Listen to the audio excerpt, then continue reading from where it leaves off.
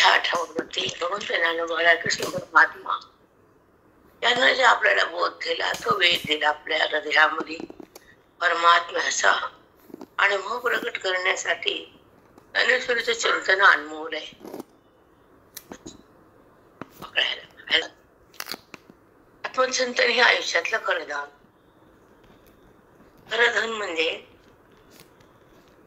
जे भगवंताची ओळख नाही, भगवंताचं सानिध्य बुद्धीला नाही, भगवंताची प्रतीती त्या वृत्तीला नाही, आणि देहाचा संबंध मन टाकत नाही.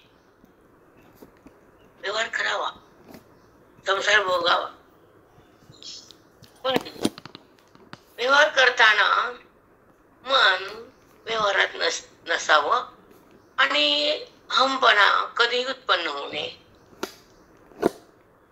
अहमभाव हे घातक आहे. देहाचा संबंध करून केलेला व्यवहार बंधनकारक आहे आणि देहाला सोडलेली वृत्ती मोक्षकारक आहे. कारण ते भगवंतात आहे, जगतात नाही. कारण वेदांतामध्ये जगत सिद्ध होत नाही. मूळ भाग आहे वेदांताचा की दिसणारं दृश्य हे तुम्ही स्वीकारले. दृश्य हा तो बनलेला आहे. विवर्तवादाच्या आपण तो विवर्तवाद जो आहे त्याच्या वादानुसार जेव्हा बुद्धी वेदांताला घटित करते, नाम वेदांत श्रवण करते, तर विवर्तवाद जेव्हा साधू समजावून सांगतात आणि दृष्टीसृष्टीमुळे त्यांना अनुकूल करून देतात, तेव्हा अध्यासवाद हा पक्का होतो. म्हणजे अध्यास म्हणजे खोट आणि परमात्मा म्हणजे खरा. जो अध्यास आहे भगवंताला मनाचा जो ध्यास आहे, ईश्वराचे सानिध्य, ईश्वराची प्राप्ती, ईश्वराची ओळख आणि ईश्वराचं ऐक्य, या चार गोष्टीला वेदांतात महत्व आहे. ईश्वराचं सानिध्य, बुद्धीला जवळीक. ईश्वराची ओळख झाल्याशिवाय तिकडे जाईल का? जगताची ओळख आहे, जगताकडे चालली बुद्धी. मग जगताकडे जाणं म्हणजे खोट्याला पाहणं आणि खरं विसरून जाणं. तेव्हा खोट्याशी सोबत असती वृत्ती जा. देह आणि जगत हे खोटे मिथ्या म्हणतात वैदिक भाषेत. तुम्हाला सांगताना खोटं म्हणाला. मग खोट दिसत पण नसतं. खोट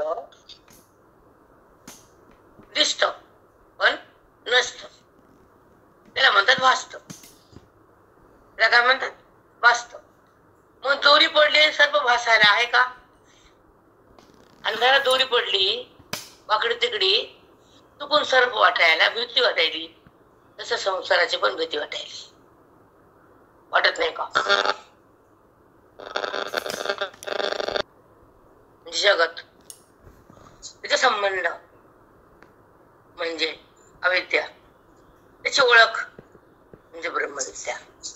गुणाची ओळख दृश्यमान भासणाऱ्या पदार्थाची, दिसणाऱ्या जगताची आणि असणाऱ्या अस्तित्वाची. एक 3 टप्पे महत्वाचे. एक दिसत, भासत म्हणून दिसत. पदार्थ भासिक आहेत, त्याचं नाव माया. ती दाखवते. दाखवतीचं काम असते. हवेचं काम वाहने, वायूचं काम वाहने आणि तिचं काम दाखवणे. तर दूरचं काम तिचा बात करणे. साधकाचं काम तिला समजून घेणे आणि तिचा बात करणे. साधकाने मायेला ओळखावा, ओळखून तिला सोडावं, तोडून तिला तोडावं, तोडून तिला बात करावा आणि तिला सोडल्यावर मग आनंद भोगावा. तो परमानंद आहे. मायेच्या सोबत राहून परमानंद भेटत नाही, कधीच नाही. म्हणून माया ही आहे पण तिला कुणी दिला? जसं मुलीला जन्म कोणी दिला? मुलगी म्हणते आहे, पण आईमुळे आहे. असं सूक्ष्म कळल्या जातं साधकाला. मुलगी म्हणते मी आहे, मी कमवते, मी चालते, मी संसार करते वगैरे वगैरे वगैरे म्हणत नाही का? पण तिच्यामध्ये संस्कार आईचे असतात. असतात की नाही. आणि तिचा व्यवहार आईनुसार असतो. जसं आई करत होती तसं आपण करणार. ठीक आहे. मग तसंच ही माया मनाला, ज्याच्या मनात, प्रत्येकाच्या मनात आहे, ज्याचा जन्म तिथे माया. मग तुला माया आणि मला नाही असं गैरसमज करायची गोष्टच नाही. जो जो जीव जन्माला येतो तो मायेमुळे येतो. जो जो कर्म भोगतो तो अविद्येमुळेच भोगतो. कारण त्या बुद्धीनं कर्माला धारण केलेले आणि कर्माचे पापपुण्य साठवलेले आणि पापपुण्य साठवण्याचा साठा करून जे कर्म तिला संबंध केलाय तो कर्म सोड म्हणतात भगवंत अर्जुनाला. हे कळणं म्हणजे सूक्ष्म दशा आहे. ज्ञानेश्वरी तुमच्याकडे होतो तो गोबटी आहेच. गेले ना आले गेले ना वाचले काय बोरडे बाया नसते. काय कळालं काय तुला? शेवटपर्यंत हेच करायचं आहे. हे पडेपर्यंत फक्त वाचायचंच. वाचण्यामध्ये आपण वाचायचं, मरायचं नाही.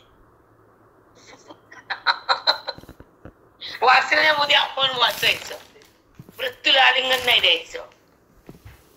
पण तेवढी शक्ती नसती. तेवढी सेवा अनंत जन्म घ्यावं लागते. लाखो कोटी करावं लागत. तेवढी बडी पारायण करावं लागतील. मग संत भेटतील, मग ग्रंथ कळतील, मग अज्ञान जळतील, मग जीवाला ते स्वरूप कळवून देतील. हे अनंत फेऱ्यामध्ये जायचे भाग सोडतो. पण आपण याच देहाचा डोळा पाहिला भक्तीचा सोहळा जे आपण असा वारंवार म्हणतो आणि ऐकतो. आम्ही ऐकून तुम्हाला सांगितलेलं आहे. तशी याच देही या देहामध्ये आत असलेल्या आत्मस्वरूपाचा जो बुद्धीमध्ये आविष्कार उत्पन्न होतो तो ज्ञान आहे. आणि वृत्तीचा संबंध देहाचा जातो तो ज्ञान आहे. वृत्ती देहाला सोडून देते ते ज्ञान आहे. विवेक उत्पन्न होतो तो ज्ञान आहे. सार आसार कळतो तो ज्ञान आहे. खरं खोटं तिला शोधता येतं ते ज्ञान आहे. खोट्याला टाकता येतं ते संताच्या कृपेनं. खोटं सोडत नाही बुद्धी. म्हणून आपण दुःखाचा आघात सहन करतो. खोटं हे खोट्याचा निश्चय झाला की सुख हातात आलं. पण खोट्याचा संबंध झाला की सुख बाजूला गेलं. म्हणून सुख बाजूला टाकायचं का सुखात रमायचं, का सुखाला शोधायचं, का सुखात जगायचं, का सुखाला स्फुरूप व्हायचं, हे त्याच्याने ठरवायचं. आम्ही नाही सांगायचं. सांगून कोणी ऐकत नाही. ऐकत का कोणी? जेव्हा मनाची तगमग तयार होती आणि बुद्धी ब्रह्मरसामध्ये थांबते तेव्हा देहाचा संबंध नसतो. जेव्हा देहात थांबती तर ब्रह्मरस तत्वाचा अनुभव नसतो. ब्रह्मतत्व म्हणजे ईश्वर खरा भगवंताचं, विठ्ठलाचं खरं रूप. गोविंदा माधवा मधुसूदना नारायण माधवा त्यांचं खरं रूप ते. मग त्यांचं जर खरं रूप झालं नाही तर नारायण प्रसन्न होत नाही, जवळ घेत नाही, ऐक्य होत नाही, भेद जात नाही, दुःख संपत नाही, कर्म बाजूला सरकत नाही. झाला माझा विषय. कर्म परंतु मला आणायचं होतं की हा जो ग्रंथ 18व्या अध्यायाचा शेवट कळस, तर त्या ठिकाणी भगवंतानं अर्जुनाला सांगितलंय की तू कर्मा सोड. आत्मनेशी कर्मसीने कालचा विषय काल झाला नाही पाठवा इकडे प्रवास नव्हते. परवा दिवशी मी झोपले होते की साधना जेव्हा बुद्धी मध्ये बदल होतो आणि बुद्धिमन चमत्कार होतो, वेदाचा आविष्कार तयार होतो आणि सत्संगाच्या द्वारे स्वरूपाचा जो आपण ज्या ओहापोह करतो ना श्रवण, त्यामध्ये मन थांबलं जातं. कधी हात नसते यावेळेला. मग असं करता करता मनाला ते स्थान आवडतं, आत्मस्थान. एक देहाचं स्थान आहे, एक आत्म्याचं भान आहे, एक जगताची एक जगताचा भ्रम आहे. मग भ्रमात दुःख आहे जेव्हा कळतं श्रवणाच्या माध्यमातून.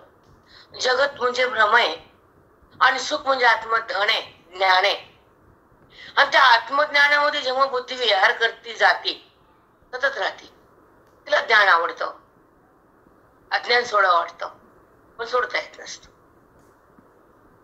जसं मुलीला आता माहेर राहावं वाटत नाही, आपल्या घरी जावं वाटतं, पण मुलगा मिळत नसतो म्हणून तिला माहेरीच राहावं लागतं.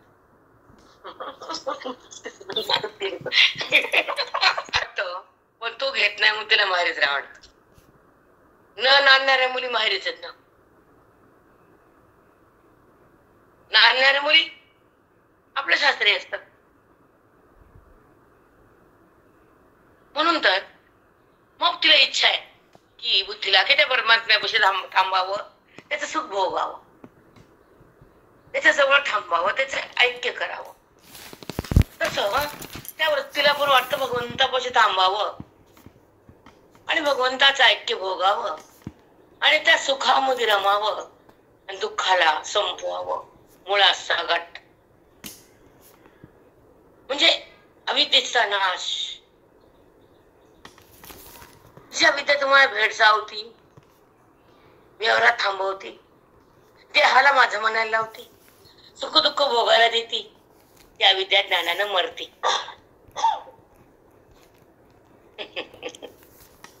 वेदांतानं ती मरती, दुसरं कशाने मरत नाही. न जप न तप न योग न विधी न तीर्थ न यात्रा न कीर्तन न प्रवचन, कुछ नाही. आत्मचिंतन लोकांना कळतच नाही. भरंगात किती मरावं, मी कसं करावं, बुद्धीनं कसं तरावं, रूपानं कसं उरावं, हे आत्मचिंतनात यावं, निधन घ्यावं आणि आत्मरूप व्हावं. बाकीचे साधनं आत्मशुद्धीसाठी, आत्मप्राप्तीचे नाहीच साधनं ते. पण समजण्याचा जो बुद्धी अंश आता कितीतरी येतं माणूस माया खेळायला घेऊन ते कळल्या जाती. म्हणजे उठलं की होतो तो धिंगाणा हे जे आहे चालू, तो थांबत नाही. आमच्या समोर एक गोड बोलायचं, माघारी करायचं, कुठंतरी एक धरा ना. एक तर भरंग तर धरा, एक तर अंतरंग तर धरा. ह्या कुठं स्थिर नाही. फक्त म्यूट काढून बोलणं म्हणजे मोठेपणा झाला समजू नका. मी म्यूट काढले आणि बोलले ताईला, तिथं तुमच्या हे तुम्हाला भैरंग सोळ कळाना ना अंतरंग थांबता येईल. विचित्र अवस्था आहे. जी साधना साध्यापर्यंत नेती ती आत्मचिंतन आहे. आणि त्याचं जर ऐकलं तर तुमचा संसार येऊन टकाटक होतो. त्यांना वाटतं तिथे गेले चांगलं होते, इथे गेले की ज्ञान कळते. काय रिद्धी तुम्हाला हाताळता म्हणते, पण त्या बायकाला कळत नाही की ज्ञानामध्ये आल्यानंतर तुमचं पाप संपल्यावर तुमचे कार्य होतात. आणि त्या दिवशी तुमच्या घरात आणतात, पण ते तुमचं ज्ञान त्या पापाला जाळते. मूर्ख बायका. मला स्पष्ट बोलायचं नव्हतं, पण तुम्ही बोलायला लावताय मला. त्यात तुमच्या पापाला आग लाग. तुमचं पाप झाल्याने तुमचं घरात चांगलं कसं होईल? जे तुम्ही पाप घेऊन आलात ते संपवा, पुण्य वाढवा. दान धर्म, साधूची सेवा, सत्संग, श्रवण भक्ती, अध्ययन, नाम जप. तुमच्या सुरुवातीला आपण सुरुवातीला करतो घरामध्ये, आणि सगळ्यात वरिष्ठ चिंतन आहे, तर आत्मदर्शन आहे. बुद्धीला भगवंताचं मिलन आहे. जोपर्यंत तुमचं पाप संपत तुमचं कार्य होत नाही, लिहून ठेवायचं. मग पाप संपवले पुण्य करा ना, ते करा वाटत नाही. रडते का? जेव्हा नामस्मरणाचा फडी मार झाला, पुण्याची रास लागते. साधूचे पाऊल लागले रिद्धीची थांबते. पण तुमच्या पण या म्हणून येणं जा म्हणून जाणं नसतं, योगायोग असत. एवढं व्हायलेलं आहे आमच्याकडे सध्या, खूप भीती वाटते. असं ब्रह्मभाव जागा होतो आणि बुद्धी देहभावाला सोडून देते, तेव्हा कर्म धर्म काही उरत नाही. कर्मच उरत नाही. जर कर्म केलेलं पुण्य आणि पाप जर उत्पन्न होत नाही, तर पुन्हा तुम्हाला जन्म मरण कधीच लागू होत नाही. म्हणून आत्मनेशी कर्मसीने भगवंत बोलले ना परदेशी. काल झाला असतं पण लई थकले होते. त्या टाळून झोप. काय ऐकलं आणि भगवंतानं तो बोध येतो आणि बुद्धी त्या बोधाला पकडते, देहाला सोडते. हे वाक्य नीट लिहायचं, रोज नवीन असतं.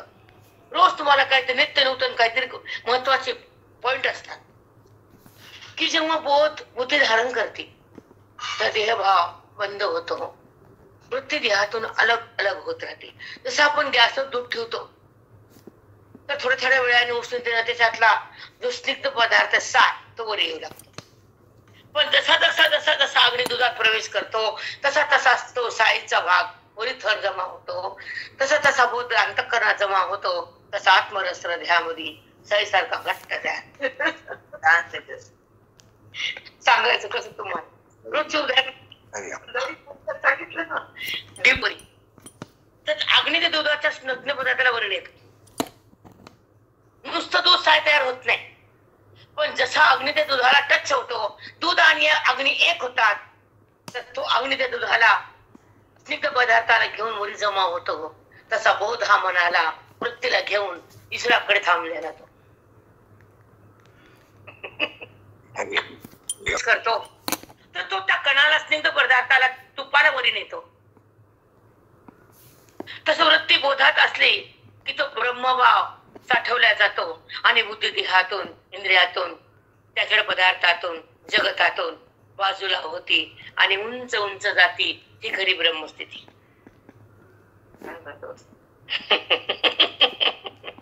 ते संगम नाही, इंद्रिय संगम नाही, ते इंद्रियामध्ये विकार नाही, त्या वृत्तीला विषयाचा ओढ नाही, ती बुद्धीमध्ये वृत्तीमध्ये कुठे संशय नाही. मी तो आहे हा तिने बोध धरलेला आहे, ती वेदामध्ये थांबलेली आहे, ती गुरुची बनलेली आहे, ती साधना करायलेली आहे, ती बोधात रंगलेली आहे, ती वेदात आलेली आहे, ती ब्रह्मरसात खेळायली आहे, शेवटी ती ब्रह्म झालेली आहे.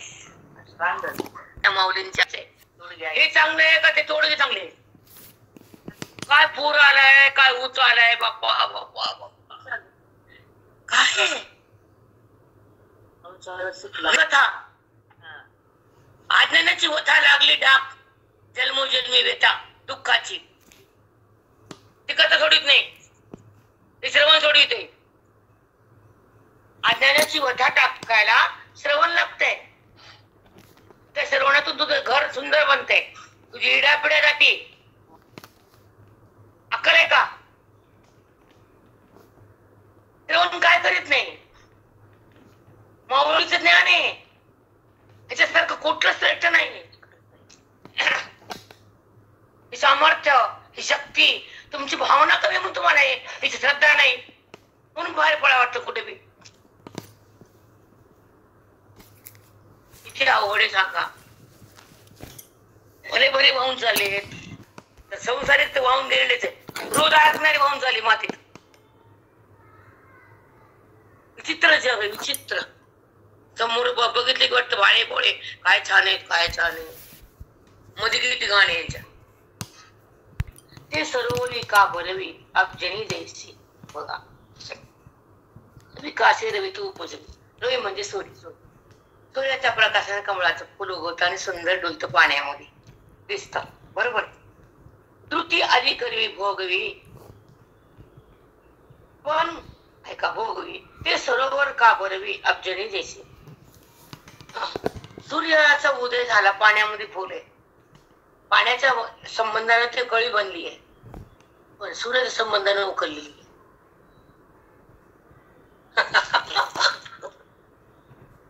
समजून घ्या. कशाला कशा थांबली? पाण्यात थांबणार, पाण्यातच जलमध्ये उगवतं ना कमळ, वाढतं बी आणि ते कळी बनते बी, पण विकास फुलते कुठं? सूर्याच्या प्रकाश. बरं, फुलली, सूर्य म्हणतो कमळाला फुलवलं, मग त्याच्या प्रकाशात आणि पाण्याच्या संबंधात कमळ पूर्ण होतं. तसं बुद्धी भगवंताच्या सान्निध्यात आणि गुरुच्या ज्ञानात परिपूर्ण होती. ती ज्ञानाची रीती, कर्माची रीती कुठे?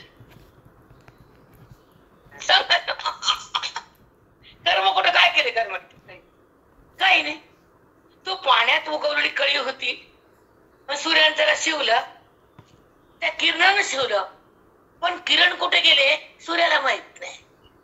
कमळ फुललं ते म्हणतच नाही. तसं इंद्रियानं कर्म झालं, ज्ञानी म्हणतच नाही. आत्मनेची कर्मसेने. काय सुंदर प्रमाणे अब्जिनी जैसे. बापरे, सूर्यामुळे उगवलंय फुल, सुंदर दिसतंय. कळी उगवायला सूर्यच लागतोय, कर्म करायला ते इंद्रियच लागते, आणि संबंध माझाच लागतो. सूर्याचा संबंध किरणाशी आहे. किरणाचे प्रकर्ता घेऊन किरण खाली आले, सूर्याचा संबंध घेऊन किरण खाली आले, आणि त्या कळेला फुलवलं. पण सूर्याला माहित नाही, सत्ता भिन्न आहे, सत्ता भिन्न आहे. हा, कारण सूर्य हा जगाला प्रकाश देतो, अग्नी आहे, नारायण आहे तो. आधी शक्तीचे जगतातली खरी देवता फक्त कलियुगातली जे असल जिवंत प्रज्वलंत तर मारुती आणि सूर्य, दोघालाच बजा. बाकीची तीर्थ निधामाला गेले, देव देवता सगळे कटाळले. कलियुगामध्ये पापी लोक कुठे थांबा पृथ्वीवर गेले निघून. आणि जे अग्नि देवता, सूर्य देवता आणि आपले बजरंग बली, त्यांना मात्र रामरायानं येऊ नका माझ्यासोबत म्हणून थांबवले पृथ्वी तलावर. बजरंग बली सत्य देवता आहे, देव नाही देवता. तो खरा ईश्वर व्यापक निराकार सदा अखंड एकरस आनंदरूप नित्य विभू सत्य प्रकाश रूप जो आहे तो परमात्मा. आणि हे भिन्न भिन्न आहेत ते उपाधीच्या द्वारे त्याच एक रूप आहे. पण तो मूळ आहे, अना दिसणार आहे, अना असणार आहे, जगत वाचणार आहे. ते सगळं टप्प्याटप्प्याने कळावं लागते, चिंतन करावंच लागते. म्हणून जेव्हा सूर्याच्या किरणानं कमळाला उगवलं फुललं कमळ, पण सूर्याला माहित नाही. माहितीये का? तसं माझ्या संबंधानं आत्मसत्तेवर त्या इंद्रियानं माझा संबंध घेऊन जे कर्म केलं ते आत्म्याला माहित नाही, कारण आत्मकर्मावर भिन्न आहे. आणि तू म्हणतो मी आत्मा कर्म केलं, तू आत्मा आहेस. मग आत्मा कधी कर्म करत नाही, इंद्रिय कर्म करतात. इंद्रियाचे धर्म तू का घेतो? ज्याचे धर्म त्याच्या माती, बरोबर. प्रकृती करी कर्मे पुढे आहे हवी, ती भ्रमे केली मी म्हणे. भ्रमाना तो जीवात्मा मी केलं म्हणतो, पण कर्माचा आणि परमात्म्याचा काही संबंध नसतो. पण संबंध तुम्ही अविद्येनं करायला लावला आणि तुम्ही कर्मामध्ये आलात. कर्माचा संबंध तुम्हाला झाला, भगवंताचा संबंध कुठं भोगला? कधी बघतो आपण भगवंताचा संबंध?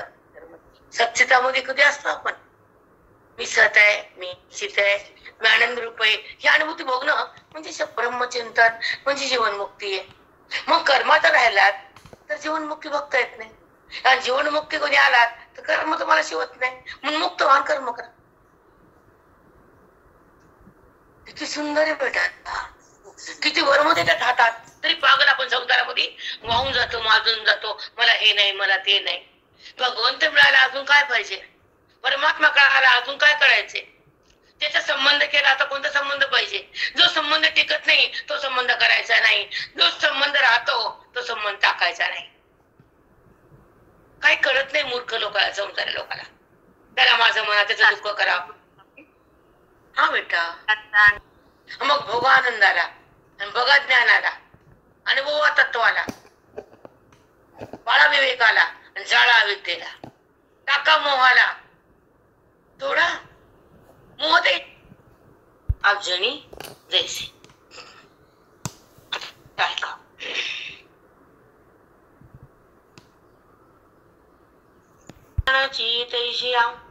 रूपाचा तया कारण रूप, करती पाचा तया कारण रूप. जे क्रिया करते, जे कर्म होतं त्याला 5 प्रकारनं होतं, तर तू नसतो. ते 5 जण क्रिया करतात, तू करत नाहीस. पुढे तुला हे सांगणार आहे. पुढे पुढे काय सांगणार आहे? जे कर्म उत्पन्न होतं, जी क्रिया होती ती 5 करणं लागतात, तेव्हा ते कर्म होतं. तुझ्यामुळे होत नाही, गैरसमज करू नकोस, ज्ञानातून बाहेर येऊ नकोस. काय बोलते भगवंत? सांगा पण, हे ऐकलं चटर मोटर मायक वाटते का? का माता डोक्याला उपद्रव रूपाचा हित या कोणत्या रूप. ऐका खूप मस्त आहे ती आत्मक्रिया. तुला पुढे सांगतो आत्मा वाचून क्रिया होत नाही पण आत्मा कर्मच करते. तसं तू रूप आत्मरूप आहे, तू देहरूप नाहीस. तू देहाला माझ म्हणून क्रियेकडे जातोस आणि मला जाणून क्रिया सोडतोस हे तुला सांगायचे. मला देहाला माझ म्हणून क्रियेकडे जातोस आणि मला जाऊन माझ्याकडे येतोस हे तुला सांगायचे. कर्म करायला 5 गोष्टी लागतात हे पण तुला सांगायचं आणि ते 5 रूप कोणते ते तुला पुढच्या वेळेत बोलायचे. थोडक्यात सार कळावा, पट पट पट कळावा. एखाद्या वेळेस घरात कोणी आपल्याला बोललं की बाई म्हणते अनुवाद करवडत नाही बायकाला. आज एखादं वाक्य कळालं. महाभाव कारणानी निबोध मे पंचितानी महाभाव. 5 कारण आहेत कर्माला. पहिल्यांदा श्लोक वाचायची मी सुद्धा. आम्ही खाली स्वर्गातून पडले खाली. महाभाव म्हणजे अर्जुना. ह्या कर्माला 5 कारण लागते, त्याच्याशिवाय कर्म होत नाही आणि त्या कारणानं कर्म होते आणि तू तिथं कुठंच नसतोस आणि तू कमवते घुसतो. हे कारण कर्म करतात. तुम्ही केलं आणि तू युद्धामध्ये म्हणतोस मी माझ्या आजोबाला कसं मारन, मी पापाचा धनी होईल, मी नरकात जाईल, माझे पुत्र नरकात बुडतील. तू युद्धच केलं नाही असं जर तुला कळालं तू करशील की नाही? हो. मग युद्ध करणं हे कर्मच आहे. मग ते तू करत नाही तुला माहितच आहे.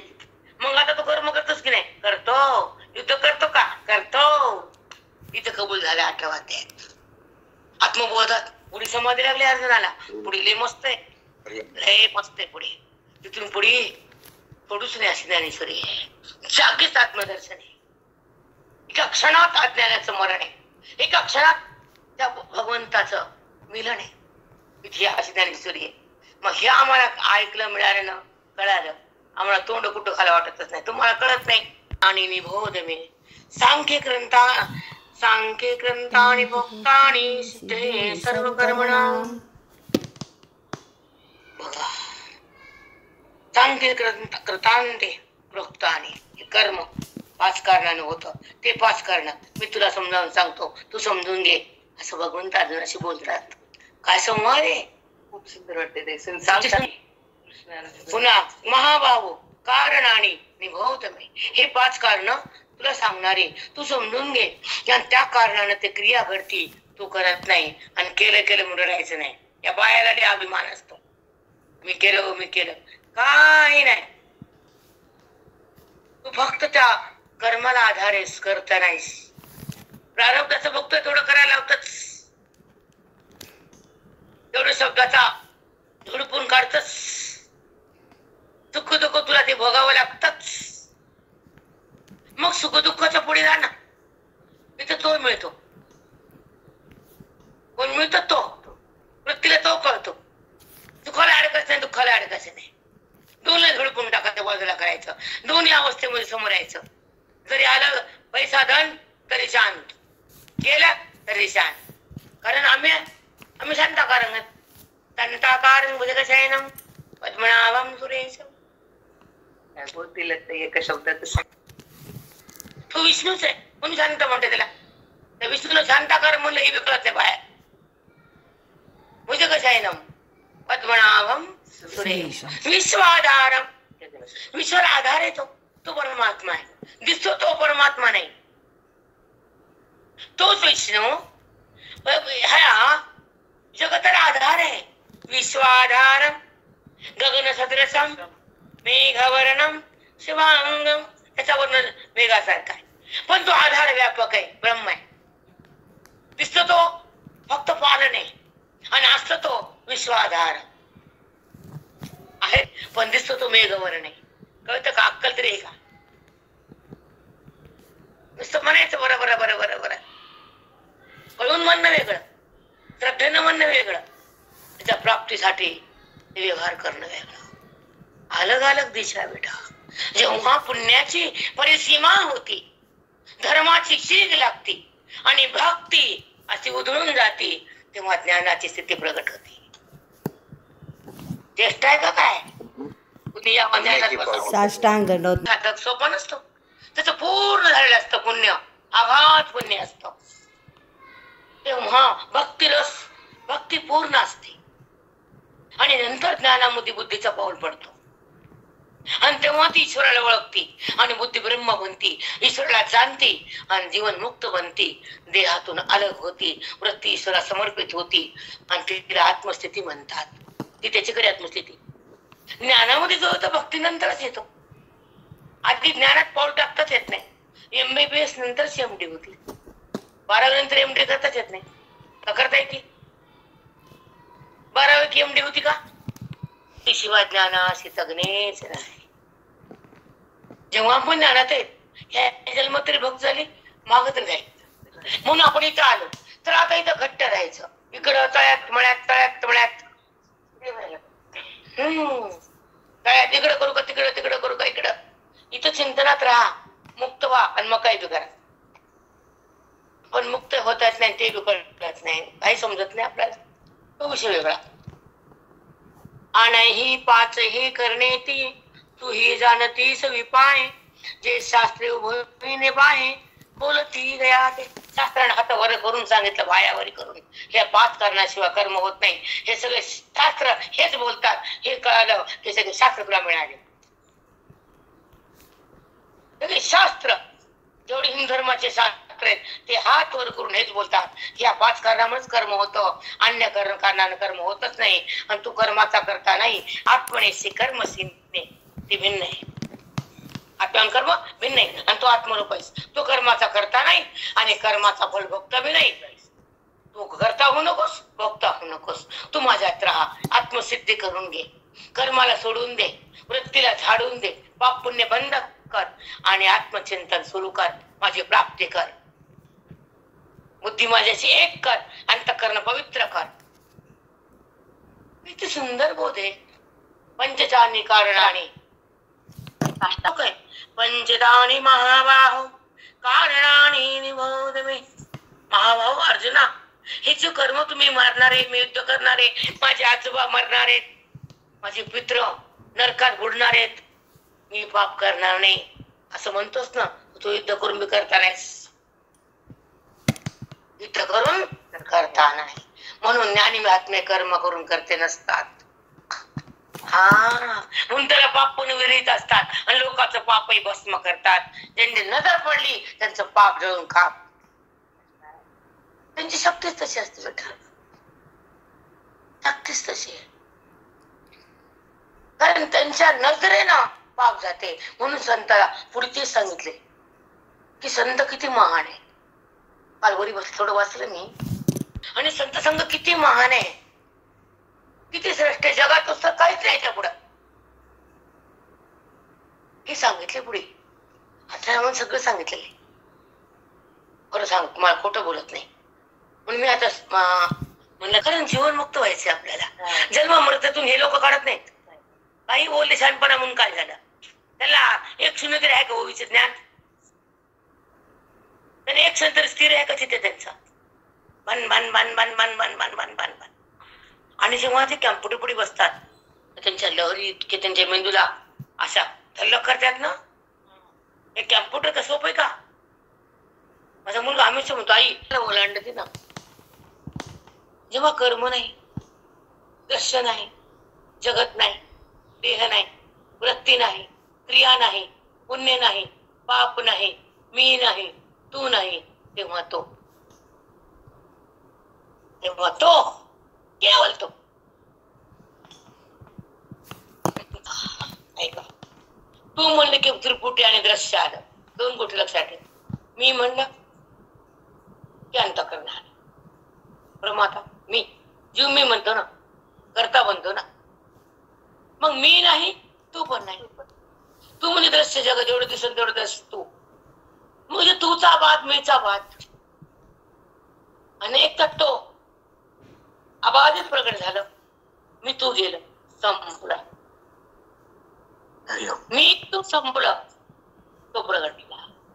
आणि मी तो आलं की तो झाकला. की तू झाकले आणि मी तो संपलं की तो प्रगट झाला.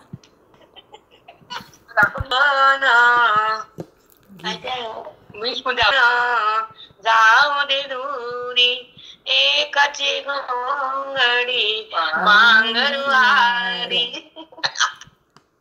किती सुंदर आहे. चिंतन बसलं का नाही तर. चला थांबू.